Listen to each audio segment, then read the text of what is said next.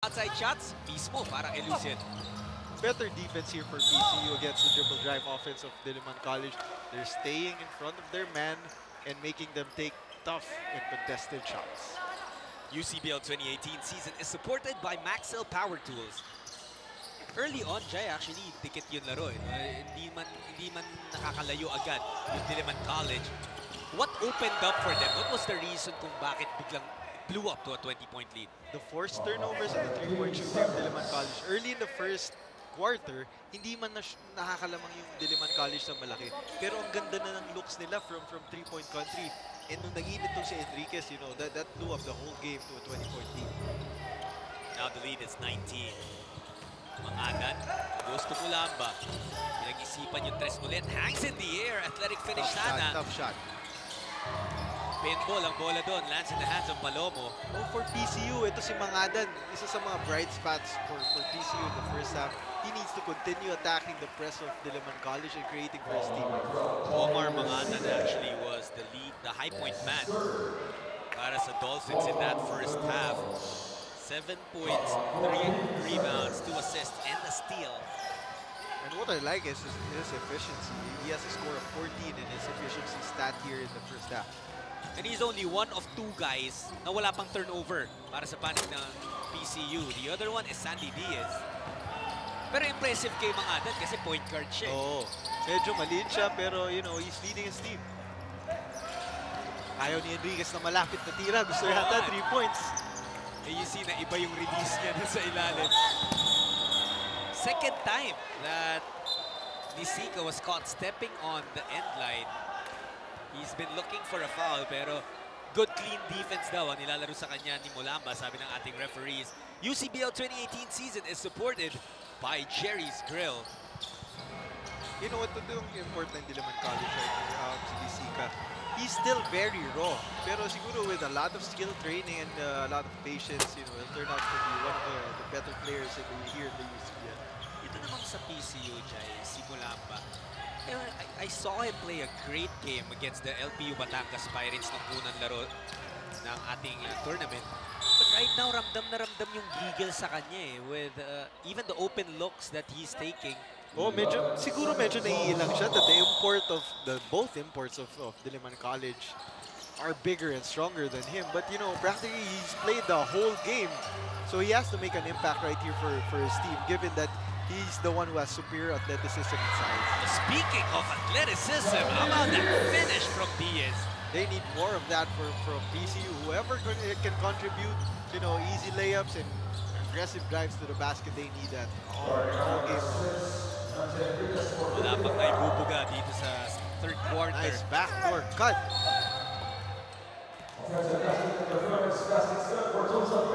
Mulamba touched the ring right there. That's why he's intending it. And this was the finish earlier mula kay Diaz. Kita mo yung pag-angat niya na mula glide Drexler. Very good body control that he was able to steer away from the defender and, you know, not commit the offensive foul. Nice pass. Mulamba. Oh, he was lucky no na natawagan ng foul. Alanganin ba yung pass? What happened in that actually, play? it's a good pass from Mangadan. I thought he should have taken the layup, the alley-oop layup. Gusto siguro dunk kung alley-oop. Nonetheless, baka nagdalawang isip rin sa laki ng import kasi ng Diliman College. Maswerte pa rin naman si Mulamba because he will be taking a couple of free throws. Anything you see that changed dito sa ating laro in the third quarter? I think PCU has more energy again in this game. UCBL 2018 season is supported by Tough Mama. And that's always yung in danger, I guess you can call it that.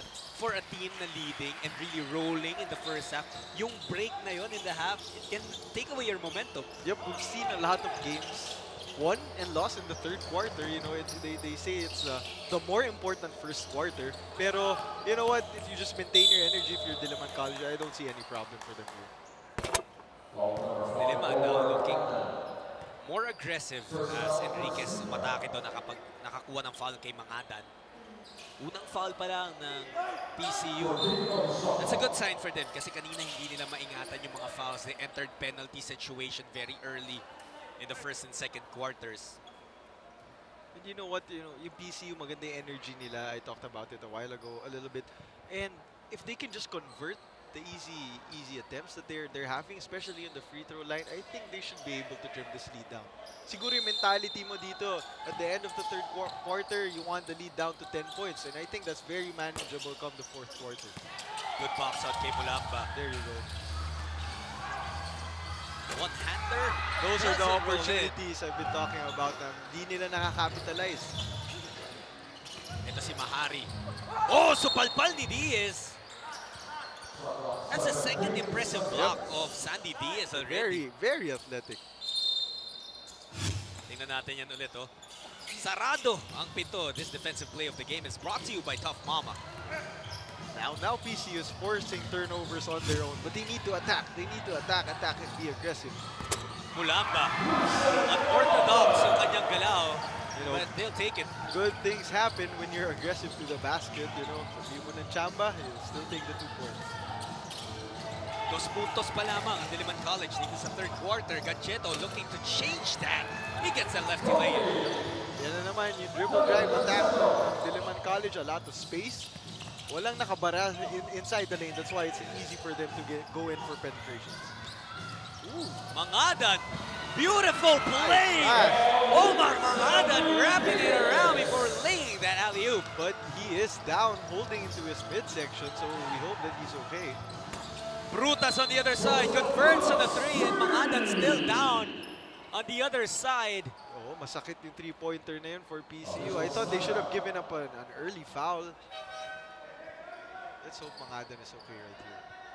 He has been very aggressive in yung pag-atake sa basket. At ang ganda nung ginawa niya doon. He sucked the defense in before getting that alley-oop. Oh, parang meron pang behind the back doon na hindi natin nakita sa replay. Ito, there you ayan. Parang sinabay niya pa sa hop step. And ang daming nangyari. That led to the 2 points. Unfortunately, he got hit. Yeah, and he's still down. Oh, sayang kasi medyo nakukuha na niya yung kumpiyansa niya. We talked about him and how good he played. One of the few bright spots for PCU. And hopefully he can return here to the game because his team badly needs him. Ito si Omar Mangadan. Has been arguably the brightest spot para sa kanyang koponan dito sa larong ito. The worried look, of course, on head coach Gualberto Garcia. He might be the smallest player on the court for both teams, but the heart, the hustle, and just the excitement that he brings to the game is invaluable for PCU. I saw that ang ina-ice nila doon was his hip. At sana parang na Charlie horse lang because although ang sakit niyan sa umpisa, that subsides, yung tamaan ng tuhod, yung muscle area. And as soon as nawala si Mangadan inside the game, turnover agad for PCU, which results in another point off of turnovers for Diliman College. Yung pangalan kanina when he was still on the floor but down, nagkaroon na ng 3 points itong Diliman College, and that's been suddenly a 7-0 run para sa kanila. Bilis, this is the story of the game. The runs of Diliman College have been quick. There you go again, another turnover. At parang natanggalan ng buhay itong PCU when Mangadan went down. Such a big blow to the team, and you can really tell with this 9-0 run completed or capped off by that 2-pointer of Brutas coming off a beautiful pass mula kay Mahari.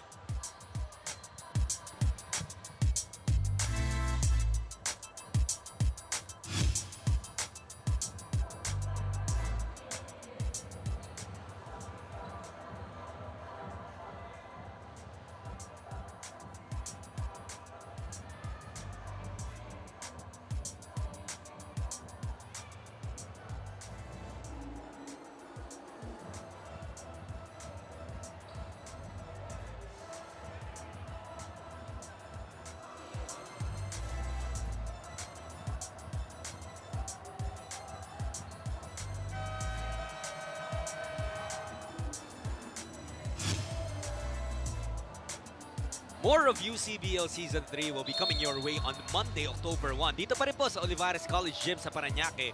St. Joseph College, Taurus of Bulacan going up against the CU Scorpions at 12 p.m. At 2 p.m. naman, DIP Engineers susubukan ang hometown heroes dito, Olivares College Sea Lions. Mga magagandang laban yan. Ipapalabas po yung mga games na yan. Yung first game, same day. Tapos yung second game naman will be shown on October 2. We're very happy to be able to deliver the UCBL here on Action TV. Sana po samahan nyo kami lagi. Shot sulit here with Jai Reyes and Danny Nakpil. In the college level, hindi na lang sa UAAP, NCAA, all those other big college leagues, meron talent. Itong mga upcoming leagues and upcoming schools, ang dami talagang fresh faces and talents na pwedeng ma-discover right here. Go up, maybe represent the country one day and maybe play in the PBA. UCBL 2018 season is supported by Happy Toothpaste. I love that point na binanggit mo, Jai, kasi what some people don't understand is while some of the greatest players, collegiate players playing for these grand schools, lahat din naman yan, yung iba naman dyan, na-recruit din from schools na who don't get enough exposure, and that's what we're trying to give here to the schools playing in the UCBL. Yes, and those are the more inspiring stories for the Filipinos, you know. When you're coming from a not so big school, wala masyadong attention, scouting, and recruitment na nangyayari, but you're still able to make to the top. That just says a lot about the player and that the hard work he's willing to put in. Remolasio, we were calling on him to try and help his squad. Certainly one of the top talents for his team. Kaso nga lang, medyo may sakit siya dito. Pero sana, he still gives it his 100%. He just scored his 6th point. Pero ngayon, balik ang bola sa Diliman College. They have 10 seconds sa kanilang shot clock. We're trying to go for some quick offense, pero handa simula ang padepensa at si Gancheto.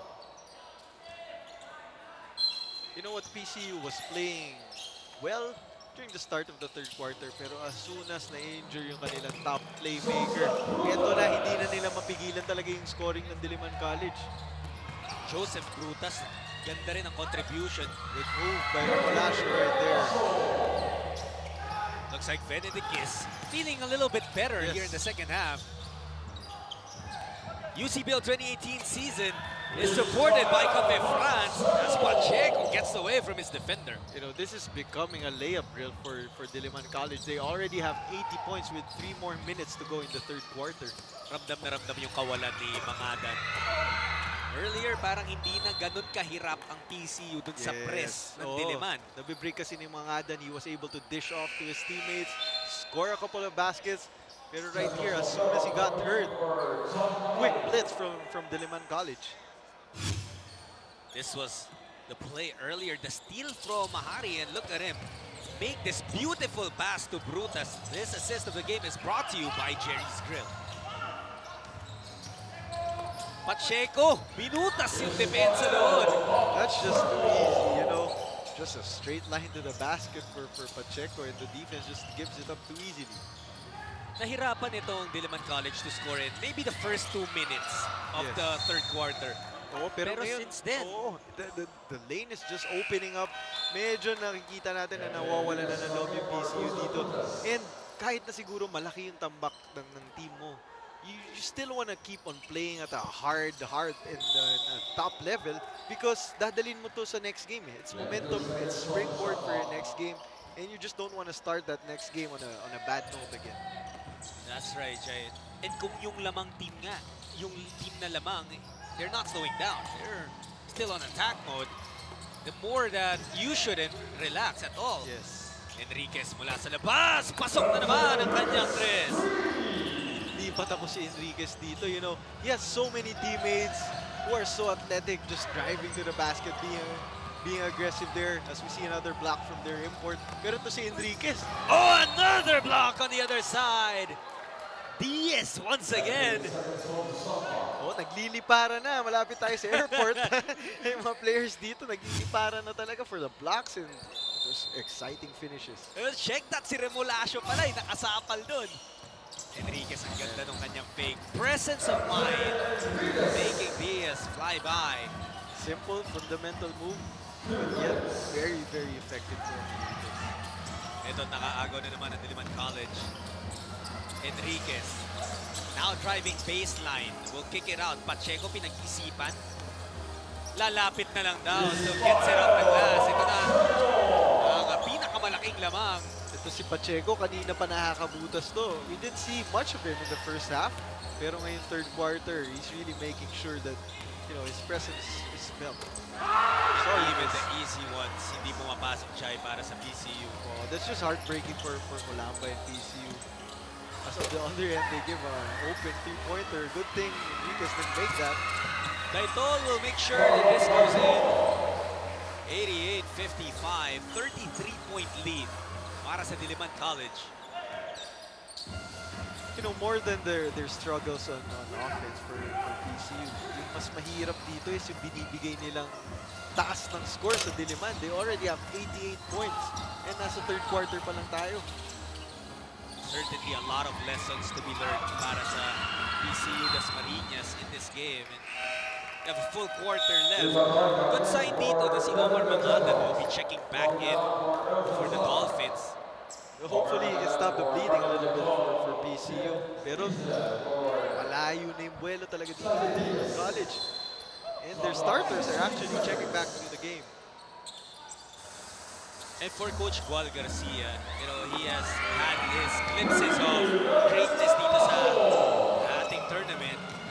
But again, you just want to see the fight in your boys hanggang sa final buzzer. Katulad nga ng pinag-usapan natin kanina, every game there's a learning experience. May it be a win or a loss, importante natuto ka eh. Liza just checked into the game ngayong third quarter. Or he had stints earlier pero mabilis lang. Mulamba with that good strong attack. At sabi nga nila, when you're aggressive, good things happen. Yes, the main difference that I'm seeing right here, for Diliman College, when they attack the basket, they attack the paint. Everything just opens up for them for easy layups. Pero on the other hand, for PCU, pag sila naman yung nakakapasok sa lane, nandun pa rin yung depensa ng Diliman College. The help and the rotate, I'm sure they practiced that countless times in practice. Remolacio misses from outside. Darang, forward pass, 2-on-1 break. They go nice up pass. top. Good pass. Somero getting that. Pang-limang steal na yan ni Darang. He has really been all over the floor on the defensive end. But I think we better start checking on the record for number of turnovers right here, because I think PCU is racking up the turnovers, and that's not good for them. Well, at the end of the third quarter, it's a 90-58 lead para sa Diliman College. They are breezing through this game, but we still have 10 more minutes of action when we return.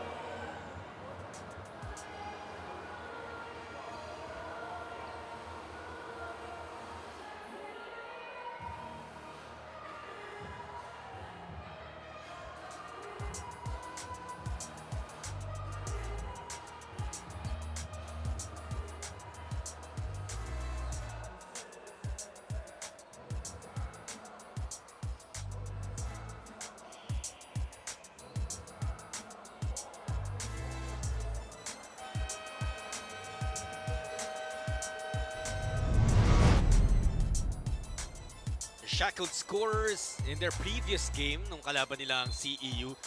Si Robbie Darang and Joseph Brutas struggled from the field. Pero bawing-bawi naman ngayon, Jai. Bawing-bawi nga, Jut.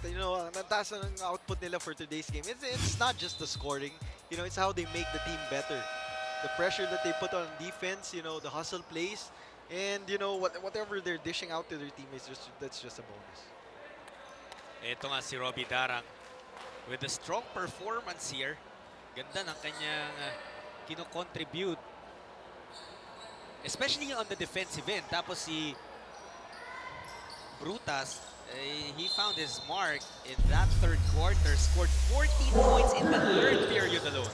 Yung maganda talaga binibigay nito ni Robbie Darang. Siya yung nagsimula ng energy talaga for Diliman College. Forcing a lot of turnovers and converting on the layups. Tsaka importante siya yung meron kang guy like that who comes off the bench. Lalo na pag flat start yung starters mo, you can inject that guy and he suddenly brings life to your team. Oh, there are a lot of players who can actually start for their teams, and certainly for a lot of teams. Pero their coaches opt to use it as a strategy para meron ka pang isang, next level, a gear up when this guy comes into the floor.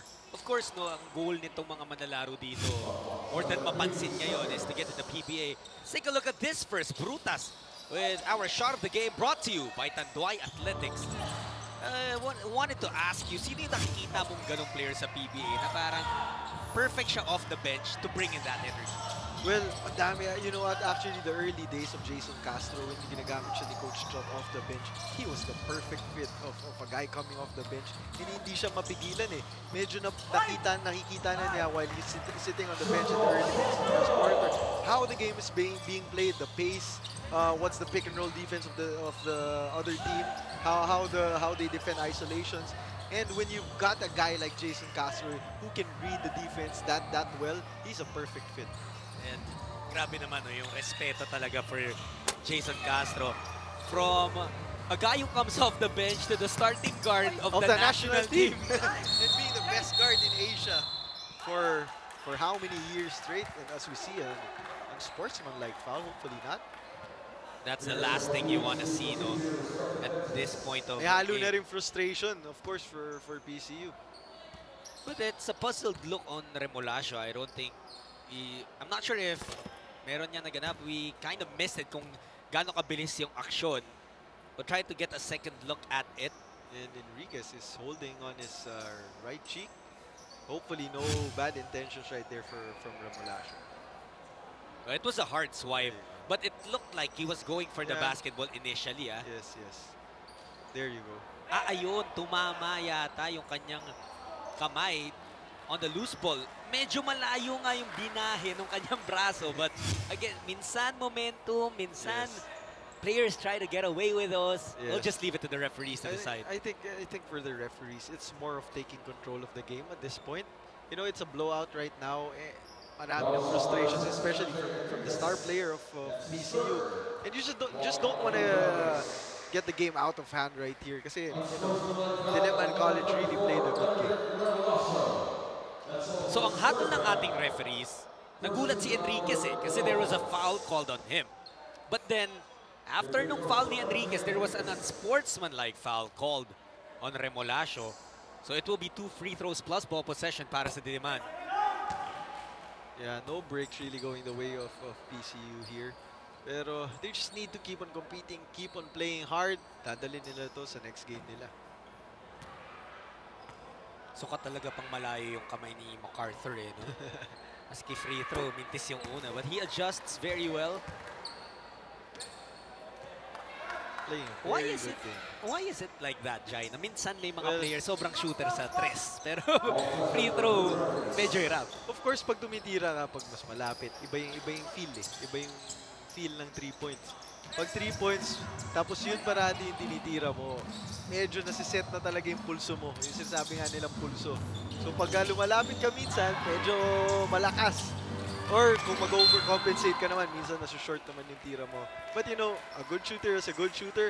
You should be able to adjust from anywhere on the floor. That's right. That's how you get to a high level of basketball in your career. Pakibalita tayo kay Danny. Medyo tahimik nga ang atmosphere sa huddle ng PCU at makikita na very frustrated talaga ang mga players. Pero tuloy-tuloy pa rin ang pag-encourage ni Coach Gol sa kanila, saying that they should remain poised and calm and just execute. Jot and Jai. But that's the only way you can do it. Just keep playing, keep fighting. Thank you very much, Danny, for that report. But Diliman College, parang sila pa yung na-maintain yung kanilang aggressiveness. Well, you like that play, no? Hindi sumuko si Diaz, even with that miss from Remolacho. Ang ganda talaga ng backcourt combination dito for Diliman College. Si Enriquez, si Tarang, and si Brutas. Talagang they've flexed their muscles against Peralta and even to si Mangadan. I know it's in hindsight, pero you're left to think, what if ganito kaganda yung nilaro ng Diliman against CEU? Yes. That could have been a much better fight. And that was a matchup kasi China talagang inaabangan ng mga nanalo. Oo, si Brutas at si Darang, if I'm not mistaken, they were held to a low-scoring output in that game. UCBL 2018 season is supported by Maxell Power Tools. Medyo nagpasok na ng bench dito in Diliman College, but you know, the five on the floor is still pretty competitive. Ito, Darang trying to get his points now. Wala. Pauzon was there to mop up the mess. You know what? It's been so easy for the guards of Diliman College to just penetrate inside the paint. And of course, if you're the big man of PCU, you need to help, and that's opening up second chance points for Diliman. Mangadan mula sa labas. Hindi papasok yung kanyang tira. And Gadgeto, wow, playing the role of a point guard. Medyo sumobra pero bumali pa eh. 2 points is 2 points. You know, it doesn't matter how you get there. Basta ma-shoot mo yan, that's still 2 points for your team. No, medyo wala na talagang gana yung PCU dito. That's what you don't want to see in the coach of PCU. You still want to see your team playing hard, playing smart. Because as we've said, dadalhin to sa mga susunod na laro. Here now is Diliman College. Tuloy-tuloy pa rin ang ratsyada dito sa laro. It's now a 43-point lead para sa kanila. Sa ilalim, Diaz supalpal. 6.5 minutes remaining. I admire the effort of Diliman College. You know, kahit ang laki na ng lamang nila, talagang todo pa rin sa depensa, and they're still running and being aggressive on offense. And that's, you know, that shows a lot of respect for the game, you know, and for their opponents na hindi porket lamang na sila, play their opponents lightly. Totoo yan. And, you know, the coaching staff of Diliman is still very much coaching this game. And, you know, these are the qualities, the traits that you see in a championship contender. Gadgeto. It has been an all Diliman College show. Nice pass. What do you do, Jai, as a team kapag lamang pa kayo?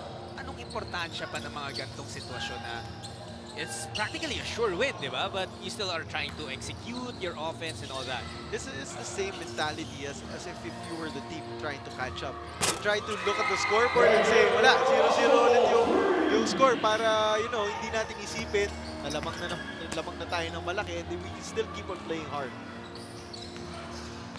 Noong huling laro ng PCU, they actually won that game by 34 points, 108-74 over St. Joseph. But they committed 35 turnovers, and they were very lucky. Yes. I actually haven't heard the team winning with 35 turnovers. That's not very sustainable, and as we can see today, you know, it's not going well for them, and they're having a lot of turnovers again. It really is surprising, no? If you don't get to watch that game between PCU and St. Joseph, tapos makikita mo lang yung box score, maghahanap ka eh. Saan ang galing yung 34-point lead? Well, the other team must have shot really poorly from the field, or PCU was red hot from 3. UCBL 2018 season is supported by Tough Mama.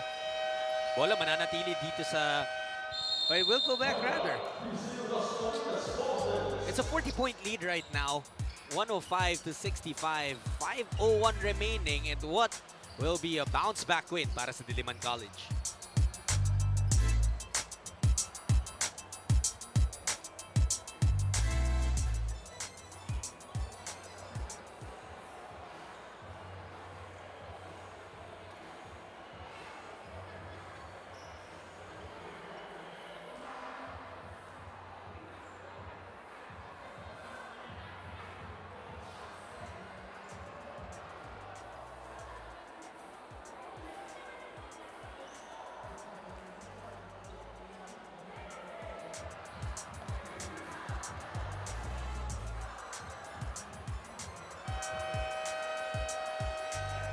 Itong mga estudyante ng Olivares College Gym, alam mo kaya ang ganda nitong venue to kasi kahit wala yung team nila, hindi naglalaro, sumusuporta pa rin sa UCBL.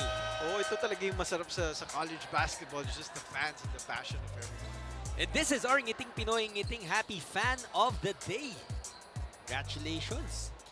At talagang enjoy na enjoy. Mapapangiti ka talaga sa aksyon natin ng UCBL Season 3. Well, if you're a fan of Diliman, mapapangiti ka talaga. But if you're cheering for PCU, you know what? Maiiyak ka sa mga turnovers at this point, Oo. Jai. But they do force that turnover sa panig ng Diliman College. Hindi nga lang Yun ang makakonvert. maganda sa Diliman eh. Even if they turn the ball over, they still sprint back on defense. Ulamba wants to attack. Iniwan sa kanyang kakamper. Molasio na supalpal doon. We were talking about yung turnovers. 35 turnovers ang PCU in their win against St. Joseph. Their win! Their win, ha? At 34-point win yun. But right now, Jai, they've already committed 36 errors. Oh, yes, and pagkalaban mo yung team na kasing lakas na Diliman College, certainly matatambakan ka talaga if you commit more than 30 turnovers. At the same time, a lot of credit dun sa depensa nitong Diliman College because that pressure that they put on, yun talaga nagdulot ng mga problema sa opensa nitong PCU Dasmariñas. Yep, and credit to their guards. As ito si Brutas, papasok pa ng game. He's one of the factors kung bakit nagsimula yung ganito kalaking lamang for Diliman College. Salazar missing from outside. Gaitol and Digno getting tangled up. Matatawagan ng foul ang Diliman College. UCBL 2018 season is supported by Happy Toothpaste. Meron tayong 3:46 remaining para sa panig nitong Diliman College. They already have 4 guys in double figures. Tapos merong pandalawa with 9 points each. Yep. That's why they already have 107 points in this game, and you know, they're still running, they're still being aggressive. This guy in particular, Pacheco, has been attacking the basket. PCU will have a lot to talk about pagkatapos ng larong to.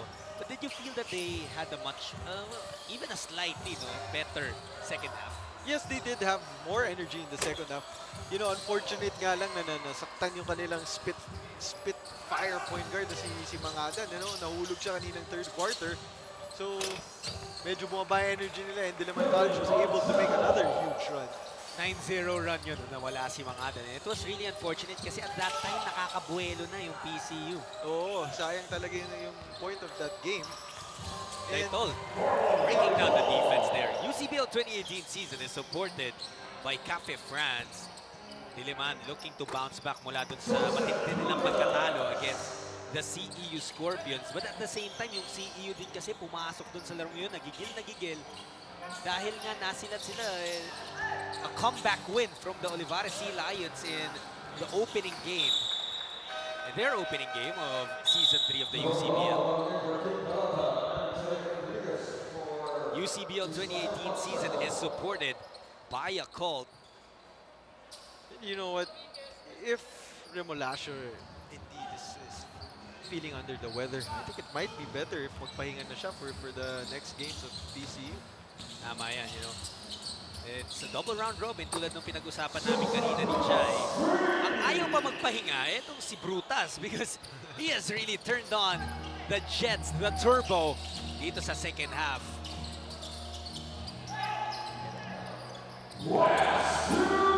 These last 2 minutes are brought to you by Maxwell Power Tools. Mulamba working hard pa rin para sa kanyang koponan. Mabigat din naman yung challenge dito kay Lucian Mulamba dahil never nawala ng import itong Diliman College on the floor. Earlier they had... And he's battling against 2 huge imports here against the Diliman College. Siya, mag-isa lang siya. Right. Kung hindi si Tommy Lisica, ito si Kevin Gancheto. But now that Gancheto fouls out, ito na. So I think it's the first time na walang import itong Diliman College on the floor. Pero again, Jai, no, ang ganda rin mapanood na while you appreciate the help that imports are able to give, ang sarap din mapanood na yung locals gumagawa. Oh, I mean, it's been a topic here in the Philippines if, you know, imports actually do better for the game, especially in the college level. But for me, it really raises the level of play, especially for our big guys. You know, it's a challenge for our big guys to step up, you know, get stronger, play more physical, and just, you know, find more ways, more creative ways. Since tayong mga Pilipino, more of mas maliliit tayo sa height compared to the other countries. I also want to point out din yung more isa pa of course yung tulong na nabibigay ng imports sa pag-develop nga ng homegrown talent natin. But we're also able to help these imports out no? Dahil maybe in their home countries they don't get that much exposure. Let's talk about Ben Embala, di ba? Parang dito siya nahinog sa Pilipinas and now he's an import in the Korean Professional League. And he played in the FIBA Championship for his respective country. You know, that's a big feat. And for him to say that he honed his talents here in the Philippines, malaking bagay yan. And hindi yan parati nang nakikita ng mga Pilipino is one side of the story. Is paano nag-impact yung imports sa bansa natin at sa local players. And that's understandable. But, you know, the help that we're giving these countries, the schools, our schools here in the Philippines, we're giving these players an opportunity to shine also. So I'm sure they're very, very thankful for that. Absolutely. Ang daming mga import dadating dito haven't even held a basketball at even once in their lives. And we, somehow the coaches here in the Philippines able to give them a means of living. And for me, I like the fact na nasasanay tayo lumaban sa mas malalaki at mas mga physical players. You know what? We can't deny that. They're more physically gifted than Filipinos. So let's take on the challenge. Sanay tayo kalaban ng mga Chinese, kalaban ng mga Koreans. These guys are so tall. It pretty much reflects the imports here in the Philippines. And we get to learn so much on how to play against them and how to solve the puzzle of these big guys. That's right. Well, Diliman College was definitely able to solve the problem, or the puzzle rather. Definitely. That is the PCU Dasmariñas Dolphins. It will be a very impressive win para dito sa Blue Dragons. And the same story, Jai. First half, it was also what happened in the second half. More of that pressure defense, more of those turnovers for PCU. And 125 points, you know, that's no joke for a 10-minute game. In the college level, especially. Ang hirap makapagtala ng 125 points, you know, so good job to Diliman College in this game. So the final score is 125-83. Coach Renzi Bahar a bit upset with Kay Palomo for that final bucket. But, you know, in basketball, as long as may oras pa then there's always an opportunity to score. Yeah, and they're you know, they were down big, so I guess he just wanted to play hard. And, you know, not a big deal for Diliman College. They got the W, and that's all they wanted for today's game. And that is our drive of the game, brought to you by Maxell Power Tools. After losing a big one to CEU, nakabawi itong Diliman College with a 125-83 win over PCU Dasmariñas. We'll talk more about this game in just a bit.